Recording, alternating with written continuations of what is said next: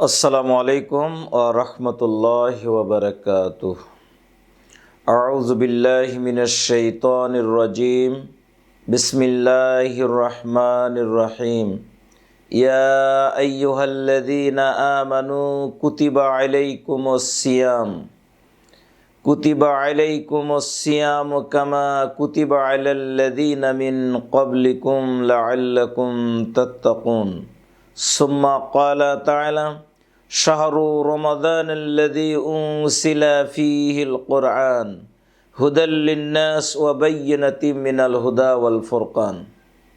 পবিত্র মাহে রমজানের আজকের প্রথম সিয়ামব্রত সকল মুসলিম ভাই বোনদেরকে স্বাগতম জানিয়ে সকল মুসলিম ভাই বোনদেরকে মোবারকবাদ জানাচ্ছি। শুরুতে আল্লাহর শুকরিয়া আদায় করছি যে আল্লাহ রাব্বুল আলামিন রমজানের প্রথম সিয়াম আমরা শুরু করতে পেরেছি সুস্থ থেকে। শুকরিয়া আদায় করে পড়ছি আলহামদুলিল্লাহ। দরুদ এবং তাসলিমাত প্রিয় নবী মানবতার মহান শিক্ষক জনাব মুহাম্মদুর রাসূলুল্লাহ সাল্লাল্লাহু আলাইহি সাল্লামের প্রতি।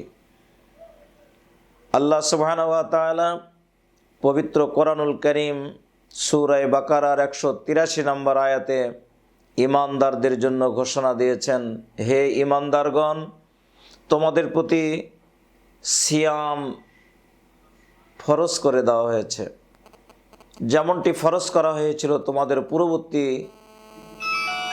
জনগণের ওপর। আশা করা যায় এই সিয়াম পালনের মাধ্যমে তোমরা তাকওয়ার গুণ অর্জন করবে।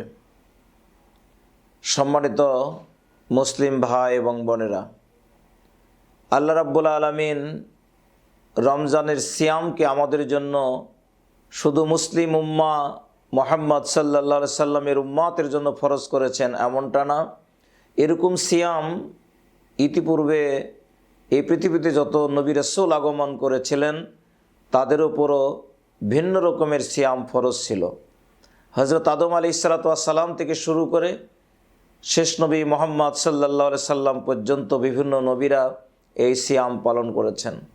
আল্লাহ রাব্বুল আলামিন এই সিয়াম আমাদের প্রতি এই জন্য ফরজ করেছেন, এই সিয়াম পালনের মাধ্যমে মানুষ ইহজগৎ এবং পরজগতের এক মহা কল্যাণ অর্জন করবে।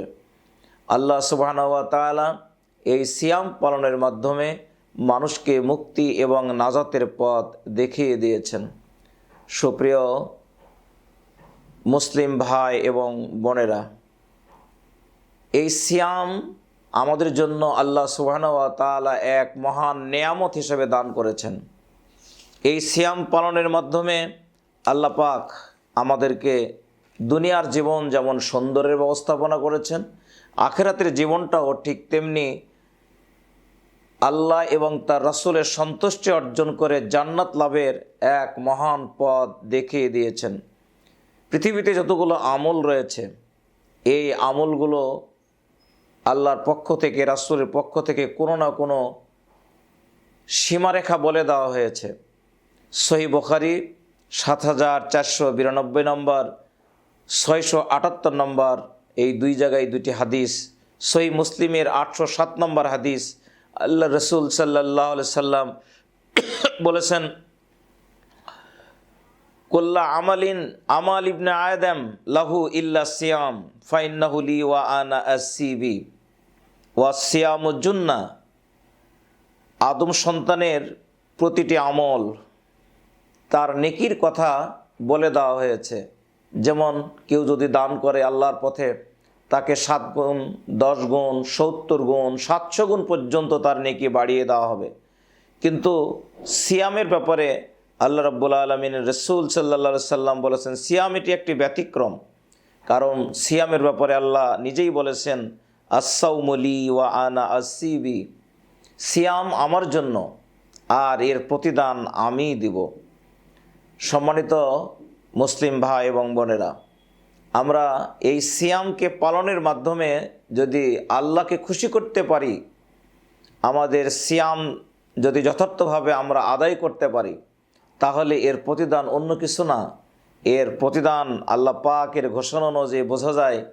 আল্লাহ বলেছেন যে রোজা আমার জন্য, সিয়াম আমার জন্য, এর প্রতিদান আমি দিব। তার মানে আমরা যদি বাংলাদেশের কোনো প্রধানমন্ত্রী কিংবা যে কোনো একটা মন্ত্রী কোনো একটা উপজেলায় এসেছে, ওই উপজেলায় জনসভা করে অনেক কিছু ঘোষণা দিল, কিন্তু যেই কলেজের মাঠে উনি জনসভা করলেন ওই কলেজের ব্যাপারে বললেন এই কলেজ আমার রয়ে গেল, এই বিষয়টা আমি আমার সরকারের সঙ্গে আলোচনা করে দেখব, এর কথার দ্বারা কি বোঝা যাবে? এর কথার দ্বারা বোঝা যাবে যে পরবর্তী সময়ে তিনি তার ক্যাবিনেটের সঙ্গে আলোচনা করে এই কলেজটি জাতীয়করণ করবেন, এমনই ইঙ্গিত পাওয়া যায়। তো আল্লাহ যখন বলছেন রোজা আমার জন্য, এর প্রতিদান আমি বান্দাকে দিব, তার মানে বান্দা যদি ইখলাসের সঙ্গে আল্লাহর রাজি খুশির জন্য যথার্থভাবে সিয়াম পালন করে, তাহলে এর প্রতিদান আল্লাহ যেটা দিবেন সেটা অন্য কিছু না, সেটি হলো জান্নাত। আসিয়ামুজ্জুন্না, আর একটি কথা এখানে আল্লাহ রাসূল উল্লেখ করেছেন, কিয়ামতের ময়দানে চরম বিভীষিকাপূর্ণ মুহূর্তে, ভয়ঙ্কর এক মুহূর্তে এই সিয়াম ঢাল হিসাবে দাঁড়াবে। যুদ্ধের ময়দানে শত্রুর আক্রমণ থেকে ঢাল যেমন মানুষকে রক্ষা করে, ঠিক তেমনি কিয়ামতের ময়দানে এই সিয়াম মানুষের জন্য ঢাল হিসাবে দাঁড়াবে।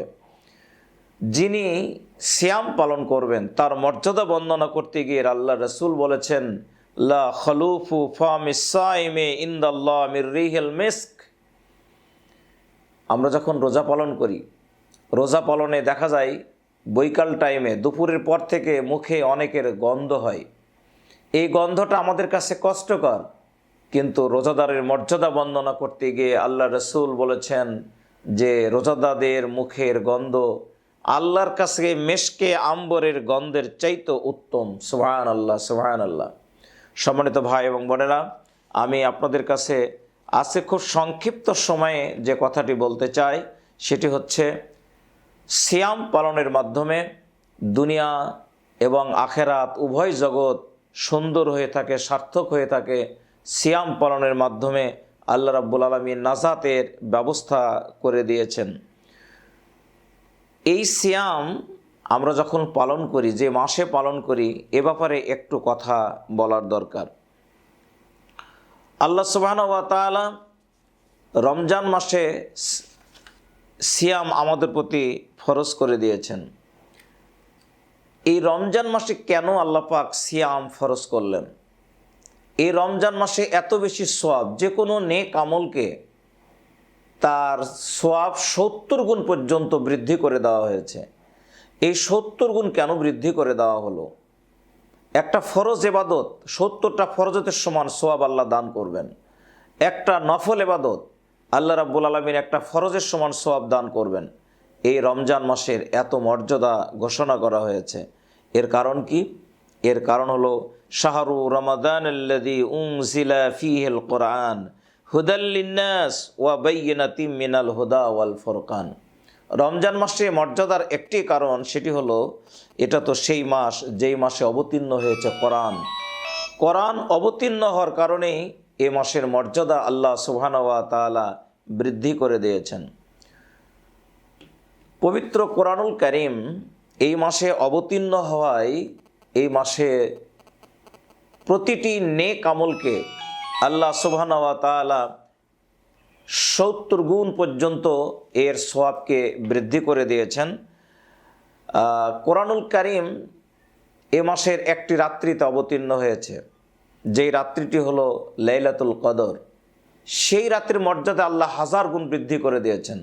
যেমন লাইলাতুল কদরে খায়রুম মিন আলফি শাহর, এই রাত্রি এমন একটা রাত্রি যে এক রাত্রির ইবাদত অন্য সময়ের 1000 মাসের রাতের চাইতেও উত্তম।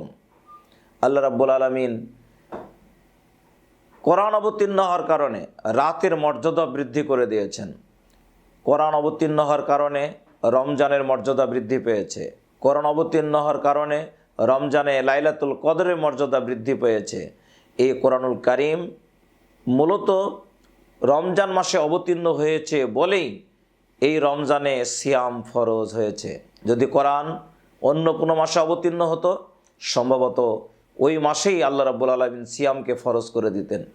কোরআনের মর্যাদার কারণে এ মাসের মর্যাদা বেড়েছে, কোরআনের মর্যাদার কারণে লাইলাতুল কদরের মর্যাদা বেড়েছে। সুতরাং আমি আপনাদেরকে আহ্বান জানাবো, আমরা যথারীতি যেমন সিয়াম পালন করব, সাথে সাথে সিয়ামকে যথার্থ এর মর্যাদা রক্ষার্থে পবিত্র কোরআনুল কারীম আমরা যথারীতি তেলাওয়াত করব, কোরআন বুঝে বুঝে পড়ব, কোরআনকে জেনে বুঝে পড়ে সে অনুযায়ী নিজে আমল করব। আমার পরিবার, আমার সমাজ, আমার রাষ্ট্র সর্বত্রই এই কোরআনকে প্রতিষ্ঠা করার জন্য আমরা চেষ্টা চালাবো। সম্মানিত মুসলিম ভাই এবং বোনেরা, আমি আপনাদেরকে পবিত্র রমজানের আজকে প্রথম দিবসে সংক্ষিপ্তভাবে এ কথাটি বলেই আমার কথা শেষ করতে চাই। আমরা আল্লাহর দেওয়া এই ফরজ বিধানটা নিজে পালন করব। 10 বছরের উপর যে সমস্ত ছেলে মেয়ের বয়স হয়েছে তাদেরকে এই সিয়াম পালনের জন্য আমরা উদ্বুদ্ধ করব, এমনকি তাদেরকে বাধ্য করার জন্য আমরা যথারীতি ব্যবস্থা গ্রহণ করব। এই সিয়াম আল্লাহ মানুষকে কষ্ট দেওয়ার জন্য অবতীর্ণ করেন নাই, ফরজ করেন নাই, বরং এই সিয়ামকে আল্লাহ ফরজ করেছেন মানুষের কল্যাণের জন্য। সুতরাং আল্লাহর দেওয়া বিধান সকলে মেনে চলুন, আমরা দুনিয়া এবং আখেরাতে কামিয়াবি হাসিল করব ইনশাআল্লাহ। আল্লাহ সকলকে যেন তৌফিক দান করেন, আমিন। ওয়া আখিরি দাওয়ানা আনিল হামদুলিল্লাহি রাব্বিল আলামিন। আসসালামু আলাইকুম ওয়া রাহমাতুল্লাহ।